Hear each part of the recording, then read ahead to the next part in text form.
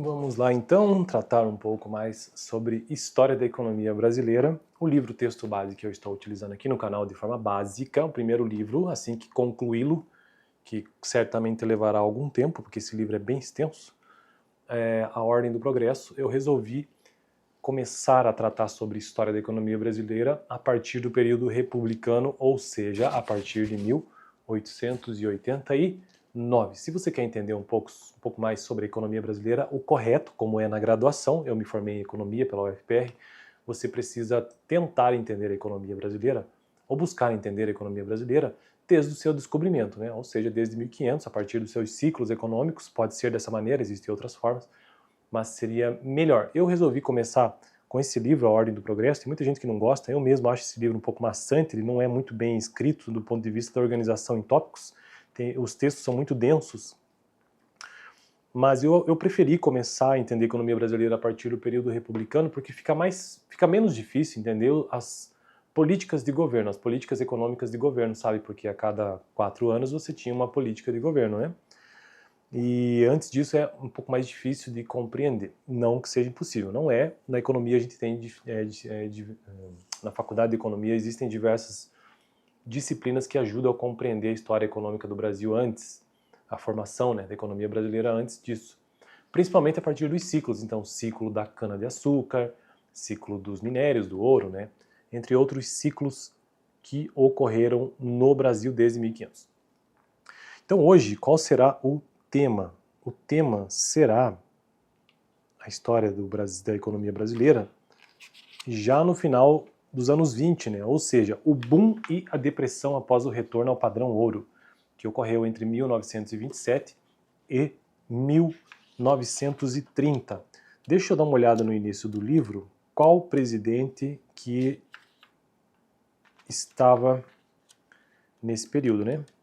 Eu ainda estou no capítulo 2 desse livro aqui, ou seja, o apogeu e a crise na Primeira República, porque com o advento da proclamação da República em 1889, então o Brasil passou ali por alguns períodos. E o primeiro deles é a Primeira República, que foi até 1930. E até 1930, nesse período específico de 1900, teve um período a Era de Ouro do Brasil, né, que aconteceu por volta de 1913, economicamente falando. Aí o Brasil ficou nessa entre depressão econômica, crescimento e nova crise. Então sempre, isso é recorrente no Brasil, desde sempre, pelo menos é o que se percebe lendo esse livro aqui. Então esse período de 1927 e 1930, quem que era o presidente? Até então era o Arthur Bernardes, né? Cadê? O Arthur Bernardes, ele foi de 1922 até 1926. Um governo um pouco mais liberal. De 1926 até 1930, tivemos Washington Luiz Pereira de Souza como presidente, generais Augusto Tasso Fragoso, João de Deus Mena Barreto e Almirante, e é isso, né? Então, basicamente, Washington Luiz, de 1926 a 1930, juntamente com os generais Augusto Tasso Fragoso e João de Deus, se eu estiver lendo corretamente, é isso. Ministro da Fazenda, ou ministros, nesse período de 1927 a 1930, foram, vamos ver, Getúlio Dornelles Vargas, olha só, então o próprio Getúlio Vargas foi ministro da Fazenda, Aníbal Freire da Fonseca e Francisco Chaves de Oliveira Botelho e Agenor de Rúria, acho que é isso, né? José Maria Whittaker também, mas aí depende de qual mês que foi, né? Tá, então vamos, propriamente dito, começar o tema de hoje apenas com um parágrafo que já é coisa pra caramba. O livro, como eu disse, ele é bem denso, né? Então vamos lá, a partir de 1927. Apesar da tranquilidade, deixa eu ver se meu vídeo está gravando, ele tá.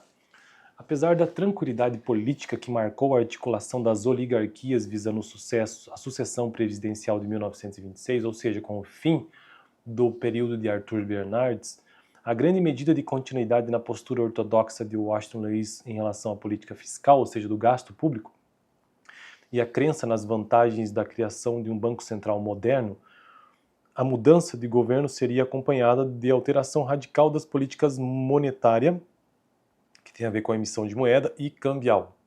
Política fiscal tem a ver com o gasto do governo, com o gasto público. Política monetária tem a ver com a emissão de moeda, basicamente títulos públicos.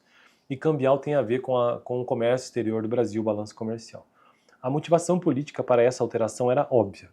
Desde fins de 1925, ou seja, Arthur Bernardes, cresciam os protestos de indústrias, especialmente os da indústria têxtil, e exportadores contra os efeitos deflacionários da contração de moeda e da apreciação cambial, valorização da moeda brasileira. Enquanto desapareciam as razões objetivas que informaram a opção pelo ajuste recessivo em fins de 1924. O ajuste recessivo, o que é o ajuste recessivo? É o corte de gastos do governo. Deve-se lembrado que essa dura opção foi feita em uma situação em que a preocupação generalizada com a fragilidade da posição externa e a persistência de pressões inflacionárias permitiram apresentar o ajuste deflacionário quase que como medida de salvação nacional. Entretanto, em fins de 1926, controlada a inflação e com a substância... Veja bem, então, 1926, o ajuste fiscal, ou seja, essa política ortodoxa, ela surtiu efeito. Então, controlada a inflação e com a substancial melhora da posição externa, final de 1926, veja, bem no final do período de Arthur Bernardes, induzida pela manutenção de altas dos preços do café e especialmente pelo início de um novo ciclo de endividamento externo, manter indefinidamente essa política seria uma atitude suicida em um sistema político em que exportadores e crescentemente produtores de artigos competitivos com importações detinham substancial influência. Então, segundo esse autor, esse controle ortodoxo ele só ocorreu por conta de manutenção induzida de alta dos preços de café e também um novo ciclo de endividamento externo, ou seja, captar recursos no exterior. Será que vale a pena mais um parágrafo? Eu acho que eu vou ficar com mais um parágrafo, para poder ficar mais completo esse vídeo, menos incompleto. Assim, tão logo assume o governo, ou seja, Washington Luiz, o próximo governo, envia ao Congresso um projeto de reforma monetária, propondo o retorno ao padrão ouro. Então, Washington Luiz trouxe essa proposta, né? Temos que voltar ao padrão ouro. A taxa de aproximadamente 6D, que eu não sei o que significa, cerca de 23% abaixo da taxa média do terceiro trimestre de 1926, justificada por ele como refletindo a taxa média do período 1921-26. O projeto era formalmente um plano para atingir-se em etapas sucessivas a conversibilidade do total do estoque de moeda em circulação à nova paridade. A primeira fase que deveria ser implementada imediatamente seria um período de estabilização de fato. Para isso, propunha-se a criação da Caixa de Estabilização, um órgão do Tesouro que teria a atribuição precípua de emitir novas notas conversíveis à vista contra depósitos em ouro nela feito ao novo par, exatamente nos moldes da antiga Caixa de Conversão que operava antes da guerra. A segunda fase seria implementada tão logo o estoque de ouro acumulado pela Caixa através da ação do governo ou de depósitos induzidos por operações privadas de arbitragem fossem considerado suficiente para permitir a decretação da conversibilidade plena das notas em circulação, isto é, inclusive das não emitidas pela Caixa.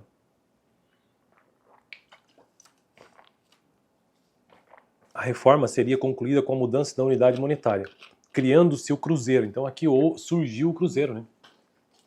A reforma seria concluída com a mudança da unidade monetária, criando-se o cruzeiro, de valor igual ao do 1.000 réis. Então, antes de 1926, a moeda era o réis. A partir de 27, surgiu então o cruzeiro, de valor igual ao do 1.000 réis, a nova paridade pela transferência do poder de emissão ao Banco do Brasil. Então, fico por aqui, esse vídeo ficou um pouco extenso, mas deu para entender que o novo governo, então, Washington Luiz, trouxe essa ideia de padrão ouro, né? E o surgimento da moeda cruzeiro, que até então era o réis. E ele não teria como manter essa política ortodoxa, né, de manter os preços altos do café e empréstimos de moeda estrangeira. Bom, eu fico por aqui. No próximo vídeo continuamos a partir desse ponto, tentando entender a complexa história da economia brasileira. Valeu!